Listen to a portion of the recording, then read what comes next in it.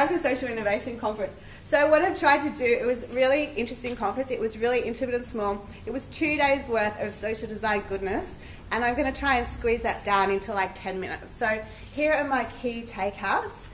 I've tried where I could to put down who said the thing I'm saying, so I'm not like pilfering everyone's ideas. But this is the attendees, super intimate in Christchurch. I just want to acknowledge the people down the bottom because they were the people whose talks that I mainly took this content from. So Billy Mattison, he actually organises the whole thing and he runs in Spiral. They pronounce this guy's name Edu, but that's Aurora Tarina, Claire Phillips, Kellyanne Cunningham. I'll talk a lot about Kellyanne's talk and I'll share a link of hers because she had some really great things to say. Simon Blatchford, Chris Jansen, Penny Hagan, Aditi Pandit and Donna Horgan. So this is Christchurch. Now that actually still looks a bit like that 6 years on. So what I found really interesting about the conference was to see the amount of action and community involvement there was in the rebuilding of Christchurch. They call it a once-inner because they're saying that this sort of thing doesn't happen. But because of that, on the flip side, there's opportunity to create things happening in new ways. So I heard about some different programs where, for example, they're rethinking schools. The place where the conference was hosted was in this amazing school that had like all modern ways of learning and a lot of sort of collaborative spaces and, you know, different sorts of suiting different children's learning styles. So there's a lot of innovation that's happened in Christchurch. It's kind of sad on the flip side that it's great that all that's happening, but it's really sad that it's a crisis that caused that. Something that was really resonant to me. Why do we need a crisis to cause change? Anyway, thank you. Oh, and by the way, I wrote this talk like a long time ago after the conference, so I wouldn't forget, so excuse me for notes. So, this came from Donna's talk, okay? Social innovation deals with wicked problems that cross sectors and stakeholders. Social design thinking is really just about joining the dots. Yeah. All right. To enact social change, we need to be working on a systems level, and we need to work together to do this.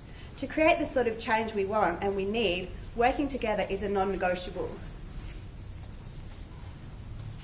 This was a metaphor which was amazing that we kept using throughout the conference, and it was based on like Maori wayfinding.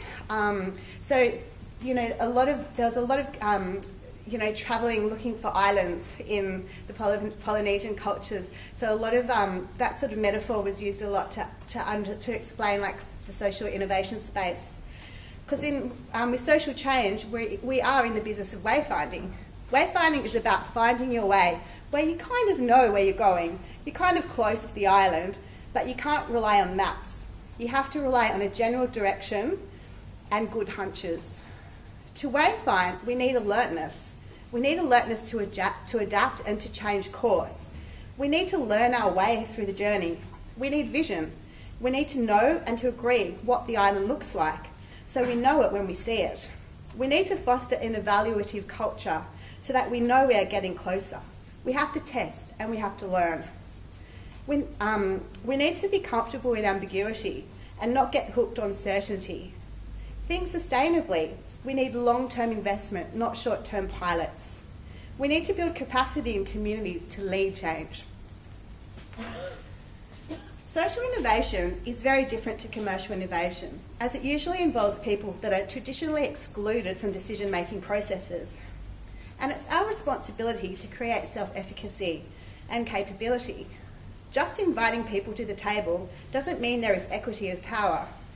We spoke of the importance of locating and working with influencers, of reaching across the table to people who you may not really want to work with. Within social innovation, designers play critical roles as facilitators. Our teams are going to start looking different with having more representation from subject matter experts from the social and community sectors. And they were talking a lot about how we should be looking to other sectors to learn. We don't know everything as designers. We need to facilitate, but we also need to understand the context that we're working within. Oh, no. It's all right. It's all right. It's okay. That's cool. So we talked a lot about power and being mindful about who is involved in participatory processes. We need to be conscious about who our co-design work is in service to and who it creates value for. Change needs time. Change needs trust. Change needs capacity building. We need to build capacity with people so that they can participate in co-design processes. We can't just invite them to the table and see magic happen. It has to be their table too.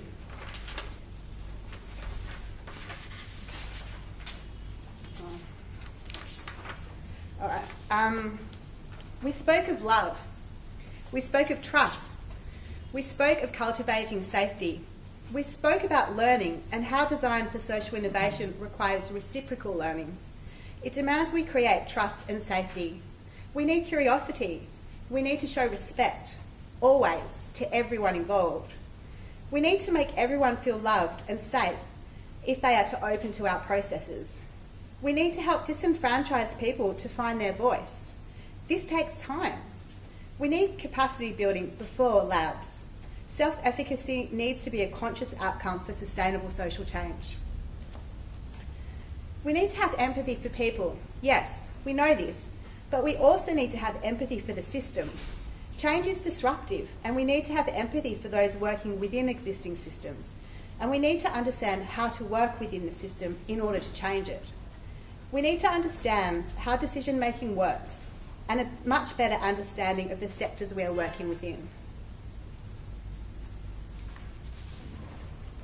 Let's be more mindful about what horizon we are focused on. Are we focused on change or delivering our design outputs? If the horizon is intentionally change from the start, this needs to influence who we involve and how. We need to think about scale from the start and build the infrastructure from the outset, like community capacity. Perhaps we need to create containers for change, containers that allow emergent design and emergent change. We talked about how design and implementation are often separated and how that is problematic. Is this divide a consequence of our own specialities? What does implementation leadership look like? That is the leadership that comes after creative leadership. Should we be moving from co-design to co-delivery models? Should theory of change models also lead program implementation? We need to be continually thinking larger than projects. We need to be brave. We need more than processes. We need understanding of the different sectors. We need trust and empathy for systems. We need to talk about the elephants in the room, like poverty, rather than focus on our silos. We need to be able to discuss the fundamental qualities of the system rather than a band-aid focus where we are not tackling the bigger issues. We need to create conditions for sustainable social change, building capacity and an appetite for change. Establish trust and relationships with communities and people in power. We need to focus on creating the relationships we need with the right people so that when it's time, everyone is ready. The public sector needs bold leaders to steward the change required. Let's celebrate bold acts. We need trusting public servants ready to put skin in the game. We need to focus on less certainty and more effect. There were many lunch conversations about the need for more flexible procurement practices that support wayfinding. We talked about how public sector change makers need to inhabit the zone between what's possible and what's permissible, and that communities need to be part of decision making. We need to create platforms for co-creation with communities and equity of status for everyone around the table. I love this quote. Agile is not a thing you buy, it's a thing you are. That was in discussion about public sector innovation. Social innovation design is not about designing of service, but it is rather an act of service. Let's reframe a fear of uncertainty to the joy of discovery. Cool, and that's pretty much my key takeouts. This last slide.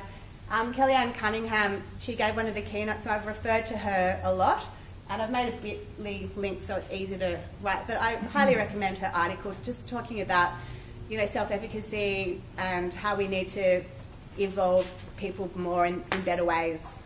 Thank you.